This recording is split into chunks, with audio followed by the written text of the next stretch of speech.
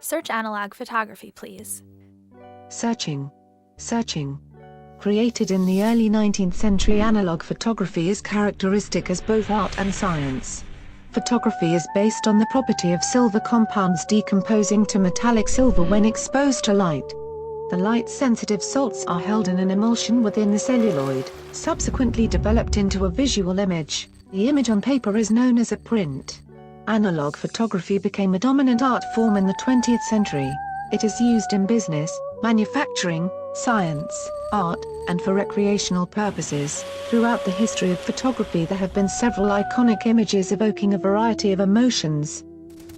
Savage, raw, entrancing, peculiar, endearing, slices of life. At the turn of the 21st century, the use of analog photography has dramatically decreased in favor of digital photography. Digital photography offers users a more immediate, automated, cheaper and more portable way of capturing and viewing images. In 2011, in the New York City metro area, there still existed a community of practitioners working with analog. The Shawshank Redemption, the Godfather trilogy, the Dark Knight trilogy, and Pulp Fiction. These are the top 5 films according to IMDb. And what do they all have in common? They were all shot on analog.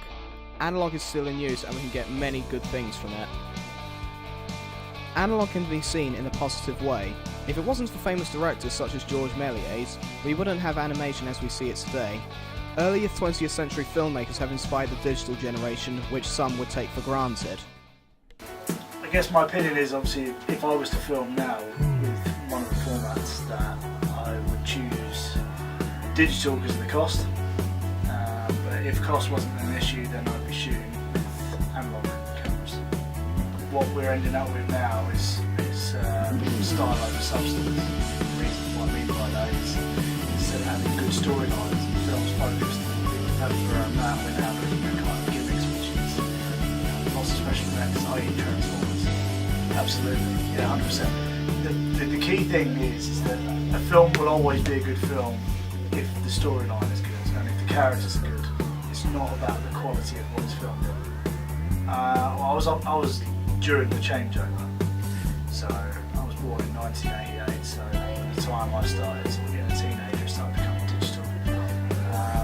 But obviously, like everyone, you've got films when you were younger that you're fond of, and all those were shot in analog, so I think I'm still in that kind of region of being almost kind of having memories, you know, and it's quite important. That's why I wouldn't want to lose analog.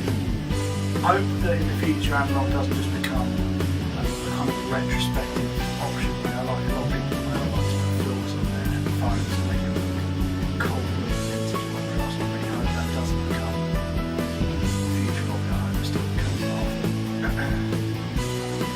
In my opinion, I think directors are quite split still between analog and digital. It's becoming more command, of course, to digital as the quality of digital is becoming more impressive. But ultimately, you've still got diehards in each area. In the end, everyone has their own opinion on analog and digital. Digital has to be the method I would choose because analog is dying of death, and digital is still in its early stages. We can learn much more from it and something completely new would come to us, but we will only have to wait and see.